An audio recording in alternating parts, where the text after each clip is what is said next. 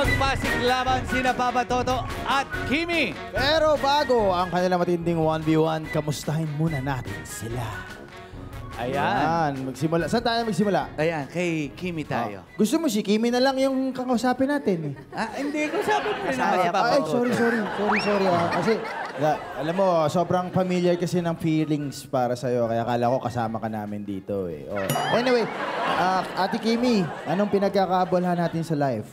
Nagninegosyo po ako ng hot pancit. Ng ano? Hot pancit po. Hot yung pancit? pancit bato po. Hindi ko nagdala. Pansit ba to? Ano yung pansit, Pansit ba to? Yung hindi mo alam kung pansit siya. Ano po kasi Pansit ba to? siya? Ba't para sakit sa ipin? Yun po kasi yung pinakasikat po sa Bicol. Yung pancit bato po. Bakit tinawag siyang pansit bato? Ano yung halo nun? Bato. Hindi po kasi parang kamoting kahoy po siya. Uy, sana nagdala kami. Hindi ako sa kamoting kahoy. Kita mo Nagmamadali po kasi ako kasi po sorry. Pumunta po ako dito para bumili ng mga tela kasi nananahi din po ako. Tsaka nagkakambas din po ako ng makina. Napakasipag mo naman, opo. ate.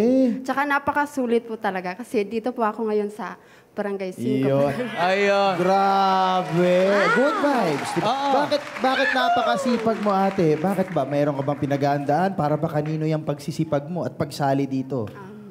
Gusto ko lang kasi makatulong sa pamilya ko. Sa pamilya mo. Nasaan ba pamilya mo? Sa Bicol po kasi. Oo, ako Bicolano rin.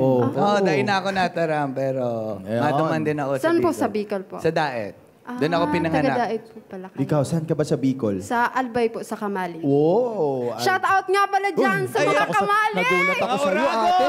Hoy. Lalo na sa Taladong! Pero okay yan. I love the energy, the vibe, everything.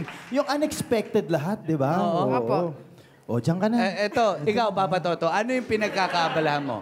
Dati po ako nagtitinda ng damit at saka nagka-clown. Titong-tito yung habang nagsasalita, humihima sa tiyan. Humihima sa tiyan. Ano yung ano sa amin eh? Nagbebenta ka ng damit? Ano yung mga binibenta mong damit? Mga blouse po at saka short. Oh, saan ka nagbebenta? Sa bahay-bahay lang po. Inilalako ko po. Nilalako mo. Ano, nagdo-door-to-door ka? Opo. May door-to-door pa rin. Meron pa rin nun. Nakikita ko talagang yun yung nakikita mo masisipag. Maraming bit-bit yung mga yan, di ba? Kaso minsan napagkakamalang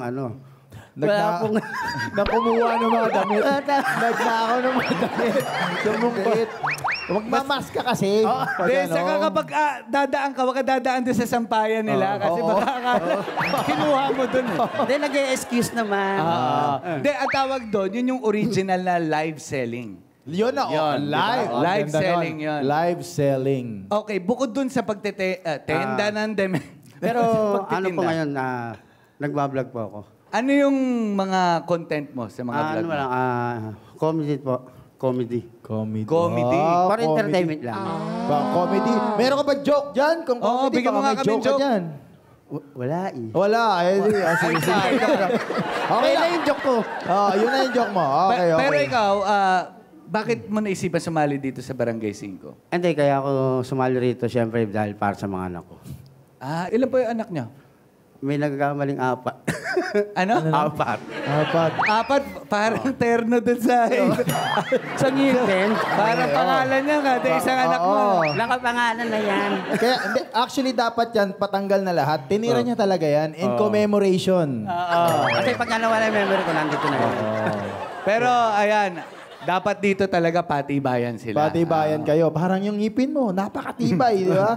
At yung dedication nyo dito. Kaya good luck, guys. May the best kabarangay win.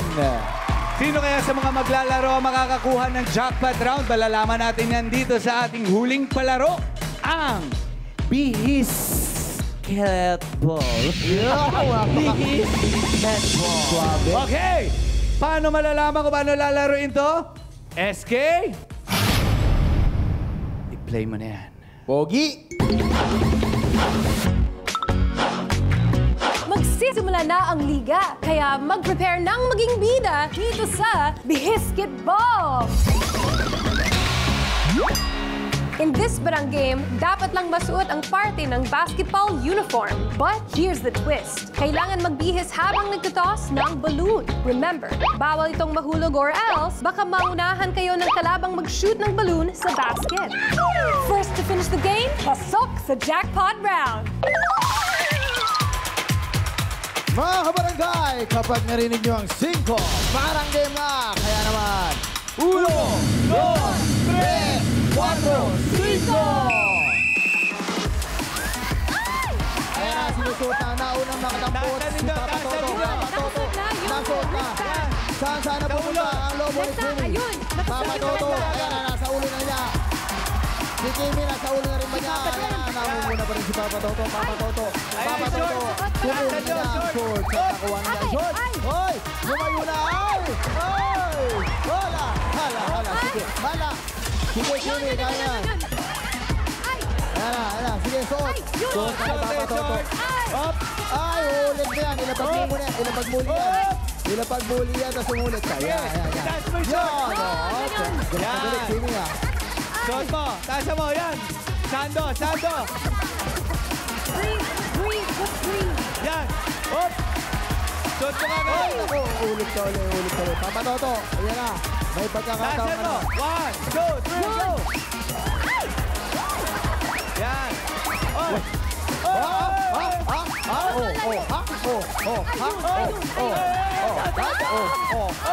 Balik ka rito. We have a winner!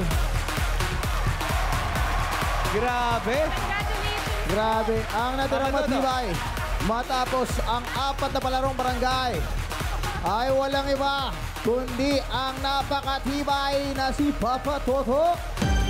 Ayan. At para naman kay Kimi, huwag kang mag-alala dahil mag-uuwi ka rito ng 1,000 pesos, 2,000 pesos, 3,000 pesos, 4,000 pesos, at 5,000 pesos! Ano masabi mo? Maraming salamat po dahil na-experience ko po ito. Sobrang saya pa! Good vibes talaga si Kimi. Ragon, maraming salamat. At syempre, Papa Toto, dahil ikaw ang nanalo ng palarong barangay ngayong araw. Congratulations. Thank you, Meron. Ibigay mo yung premyo. Nakalimutan ka lang. Medyo dalawang isip lang ako. Meron kang 1, 2, 3, 4, 5, 6, 7, 8, 9, 10,000 pesos! Papa Toto, ready ka na bang humakot ng 100,000 pesos? Ready na! Itodo mo na ang paghakot powers mo dahil Barrio Fiesta na sa magbabalik lang yan ng Barangay 5